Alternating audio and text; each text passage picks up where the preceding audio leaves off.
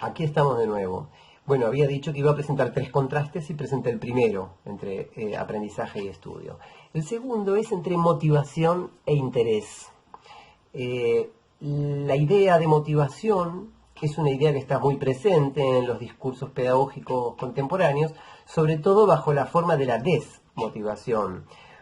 Los profesores muchas veces se quejan de que sus estudiantes son desmotivados, están desmotivados, no les interesa nada, les da lo mismo, ellos les hablan y los estudiantes mandan mensajitos o miran sus celulares, y que entonces esta especie de falta de deseo de mirar al profesor, de prestarle atención, sería un síntoma de las nuevas infancias o de las nuevas juventudes o de las nuevas adolescencias. Esta expresión, ¿no? Nuevas infancias tan contradictoria, o mejor dicho, tan tautológica, porque si es infancia es nueva, ¿no? ¿Cómo podría ser de otro modo? Lo que define a la infancia es la novedad. Entonces decir nuevas infancias es como decir viejas vejeces. En fin, la motivación. Creo que la idea de motivación puesta sobre el sujeto, alumno, como si fuera un diagnóstico, este alumno padece de desmotivación, y como si fuera un diagnóstico de época, los chicos de hoy en día están desmotivados, de alguna manera le agencia a los sujetos algo que en el concepto de interés aparece depositado sobre el mundo. Fíjense de nuevo, igual que aprendizaje y estudio, ¿no? La dirección en la que las energías fluyen es contraria. La idea de el maestro, no como aquel que lucha contra la desmotivación de los alumnos, sino como aquel que mira junto con sus alumnos las cosas del mundo para que se vuelvan interesantes, porque, decía el poeta Flaubert, basta con mirar fijo cualquier cosa un rato para que se vuelva bella e interesante, y el ejercicio del estudio no hace otra cosa que poner de manifiesto esta belleza intrínseca de las cosas, este interés intrínseco de las cosas.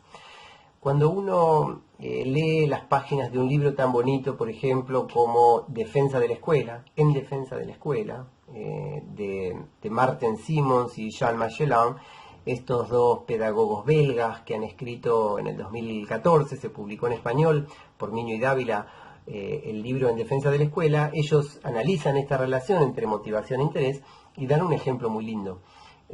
Un niño en la escuela, una niña, es invitada a leer algo en lo que se habla de los pájaros y le preguntan qué pájaros conoce y ella dice cuáles son los que conoce, pero el libro muestra otros y muestra que tienen algunos el pico curvo, otros el pico recto, otros cortito y filoso, y entonces va descubriendo a través de la lectura y de la conversación que la forma y el tamaño del pico de los pájaros tienen que ver con aquello de lo cual se alimentan.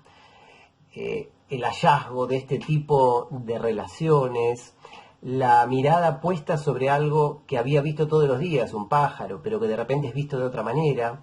Si estudiamos las partes de la planta, por ejemplo, en biología, en ciencias naturales, y vemos que los floemas, los xilemas, los pedúnculos florales y todas esas nombres raros que tienen las partes de la planta son puestas en un gráfico con líneas descriptivas ante los ojos del niño, bueno, uno podría pensar que lo que está haciendo allí la escuela, y lo mismo pasa con la perspectiva, y lo mismo pasa con el pentagrama, ¿no?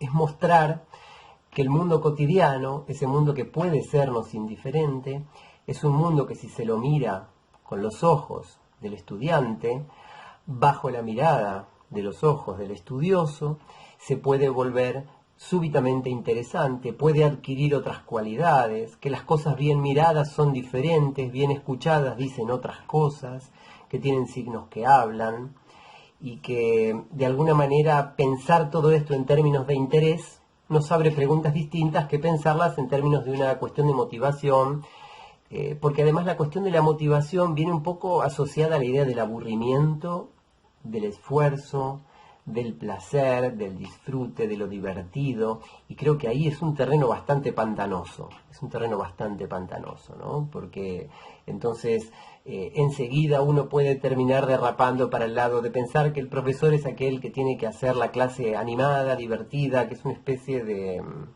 de animador de fiestas infantiles que tiene que mantener al público contento y aplaudiendo, o peor, al cliente satisfecho y comprando.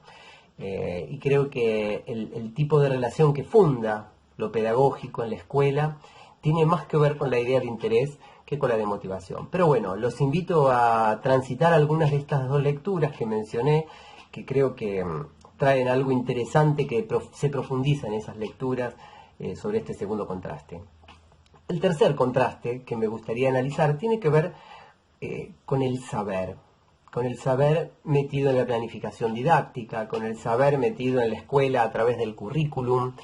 Históricamente se ha hablado de contenido para referirse al saber, pero el saber no es lo mismo que el contenido, y el contenido no es lo mismo que, como se lo llama ahora, las competencias o las habilidades o las capacidades. Desde hace 20 años más o menos, o 30, se está retuneando esta idea de capacidad, habilidad, de competencia, para ir corriendo la idea de contenido, que ya de por sí es compleja. Y creo que en esta ensalada de palabras uno puede rescatar alguna que otra reflexión interesante. En primer lugar, de nuevo, fíjense que entre contenidos y competencias hay un contraste parecido que el que se da entre motivación, interés, aprendizaje y estudio, ¿no? El contenido es del mundo, las competencias del sujeto, ¿sí? Juancito es competente, es hábil o es capaz, pero no es contenido. El contenido es el pico del pájaro, es la historia del arte, es las partes de la planta o es el pentagrama, ¿no? Pero ni el sujeto es una clave de fa, ni la clave de fa es hábil. Entonces, claramente hay una distinción ahí entre hablar de lo que la escuela ofrece, de lo que pone sobre la mesa, en términos de mundo o en términos de sujetos. El paidocentrismo, es decir, esta idea de pensar a la educación alrededor del alumno y no alrededor del maestro, nos ha invitado a pensar que está bien esto de trasladar todo hacia el sujeto, ¿no? Y entonces una educación bien psicologizada, bien subjetivizada, bien individualizada, se salvaría de ser enciclopédica, por ejemplo. Pero creo que también se pierden algunas cosas con esa manera de pensar la individuación y la subjetivación. Es verdad que el contenido no es el saber, ¿no? A mí me gusta la metáfora de el saber son las mariposas volando, el contenido es la mariposa muerta pinchada sobre un telgopor, se ve mucho mejor, pero no murió, ¿no es cierto? El saber tiene sujeto, porque hay un sujeto que sabe, el contenido no tiene sujeto porque no hay un sujeto que contenide, sino que el contenido está ahí para convertirse en saber. Pero no es lo mismo convertirse en saber con toda la variedad, ¿no? Obviamente cuando hablamos del saber escolar no hablamos solamente de un dato, de una información, sino que también hablamos de las capacidades de hacer cosas, de las habilidades, de las competencias, de las actitudes o de como querramos llamarlo. Por supuesto que puede diversificarse para ese lado. Pero creo que una reflexión situada sobre qué entendemos por saber, cada uno en el marco de su disciplina, de esa materia a la que ama y cuyo amor a esa materia es el motor que nos impulsa a enseñar. Y muchas veces los contenidos vienen en el programa y muchas veces el esfuerzo que nosotros tenemos que hacer es hacerlo pasar por nuestra relación con la materia, por nuestra relación con la disciplina, para llevarle a los alumnos no una información, sino algo vivo, y lo que le da vida es nuestra relación con esas cosas. En su libro El profesor artesano, que se publicó hace unos días, Jorge de la Rosa recupera una conversación que tuvo con Jean Magellan en Lisboa, y en esa conversación sale a la superficie una pregunta interesante que creo que comienza a sintetizar todos estos dilemas que vengo planteando hasta ahora, estas dicotomías, estas preguntas, ¿sí? Y que tiene que ver con el sentido profundo de lo que hacemos en la escuela, ¿sí? ¿Para qué vamos todos los días?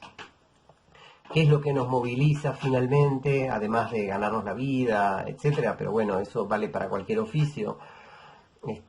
Pero uno diría que el zapatero, si tiene una utopía, es que toda la gente ande cómoda sobre sus zapatos, y puede haber algo estético también en el mundo de la moda, que tenga que ver con el calzado.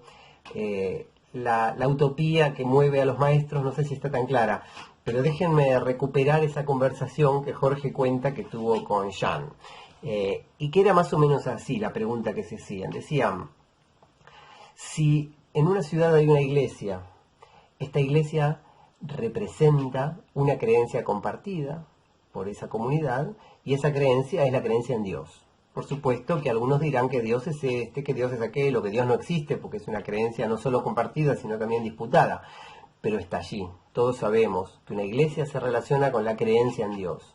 Todos sabemos que un palacio legislativo, o un parlamento, un congreso, se relaciona con la creencia en las leyes, en la ley, o en la democracia que produce esas leyes. Que un palacio de justicia, un tribunal, a 2 cuadras de los otros lugares, representa la creencia de un pueblo en la justicia, en una posible justicia, y por más que a uno no le guste lo que dijo o lo que hizo aquel juez o el otro juez, la idea de justicia es una idea compartida, disputada, problematizada, pero que existe y está claramente relacionada con la existencia de un poder judicial. La pregunta entonces es, ¿cuáles son las creencias, también compartidas y disputadas, que se materializan en la existencia de una escuela en una ciudad? La probable existencia de qué cosa le da sentido a que existan escuelas, en qué creemos para tener escuelas en la ciudad, para tener maestros trabajando, para tener alumnos estudiando. ¿Cuál es el fundamento profundo de que existan escuelas? Y no hay una sola respuesta a esta pregunta, pero creo que en la idea de estudio, en la idea de interés y en la idea del mundo como un lugar poblado por saberes que luchan por volverse interesantes, por volverse excusas para el encuentro en lo público, en lo común, en lo de todos, hay una posible respuesta. El intento por responder a esta pregunta, al intento por responder esta pregunta, me gustaría dedicar los últimos minutos de este segundo video de 3. Y para eso me gustaría recuperar una frase un poco ya trillada, de tan utilizada, de tan repetida, de tan empleada en distintas clases, de Hannah Arendt. Y Hannah Arendt dice, voy a leerla la frase, dice: la educación es el punto en el que decidimos si amamos al mundo lo bastante como para asumir una responsabilidad por él. ¿Sí? La educación es el punto en el que decidimos si amamos al mundo lo bastante como para asumir una responsabilidad por él. Para salvarlo, dice Hannah Arendt, de la ruina que devendría si no lo renováramos, si no le echáramos un poco de novedad, si no lo miráramos todo el tiempo, si no le hiciéramos preguntas, ¿no? Si no lo abandonáramos a su decadencia.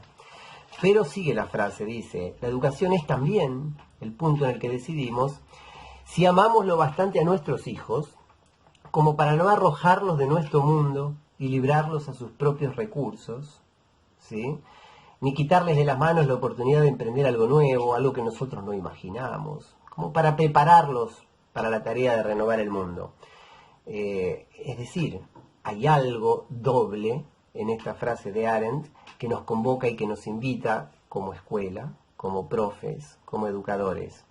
El amor al mundo y el amor a lo nuevo, a los nuevos, a los recién llegados, a nuestros alumnos, a estos que vienen acá al aula. Es una relación de cuidado además, ¿no?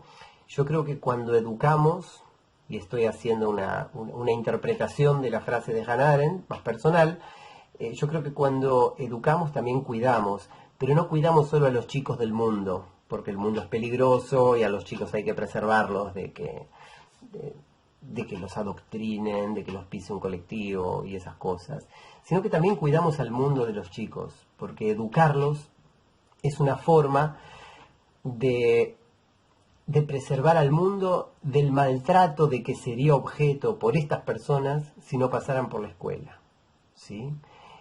Aprendemos a cuidar lo común, aprendemos a cuidar lo de todos, y entonces educar es cuidarlos a ellos y es cuidar al mundo y es cuidarnos entre todos, ¿no? Ahora, cuando decimos mundo, ¿a qué nos referimos? Porque mundo es grande, ¿no? A mí me gusta mucho lo que dice mi amigo Rafael de Piano en su último libro sobre la fragilidad. En este libro Rafa dice que tenemos siempre la sensación de que nosotros vivimos en el mundo y que el mundo está lleno de situaciones.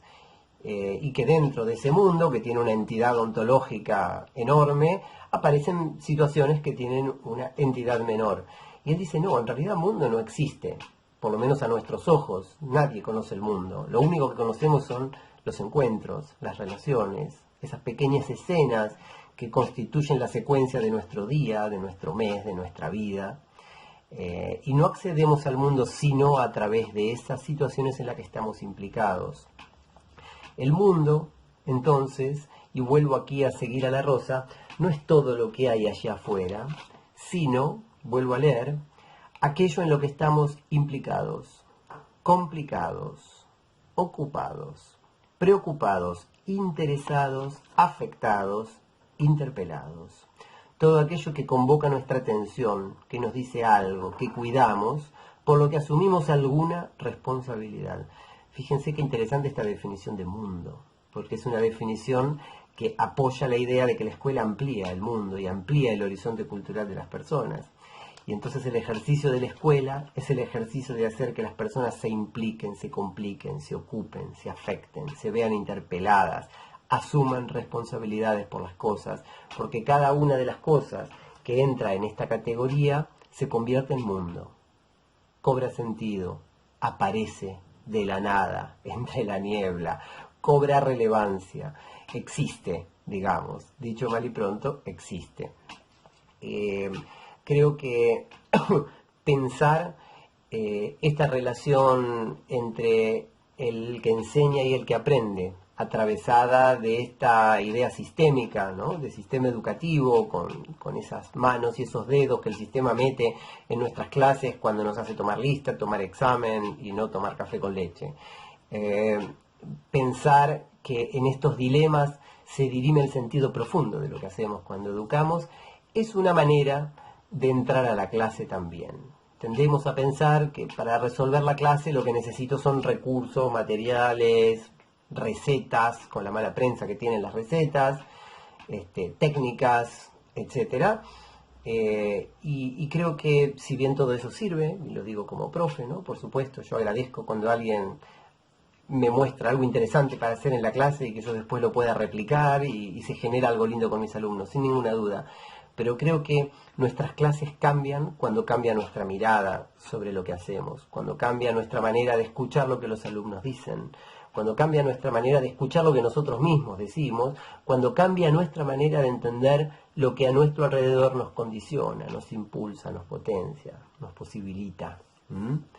Entonces, bueno, llegando a este segundo video a su final, anticipo que el tercer video lo dedicaré a pensar la clase un poquito más de cerca, ¿no? A pensarnos enseñando, a pensarnos, bueno, interactuando con los alumnos, ¿sí? Nos vemos allí.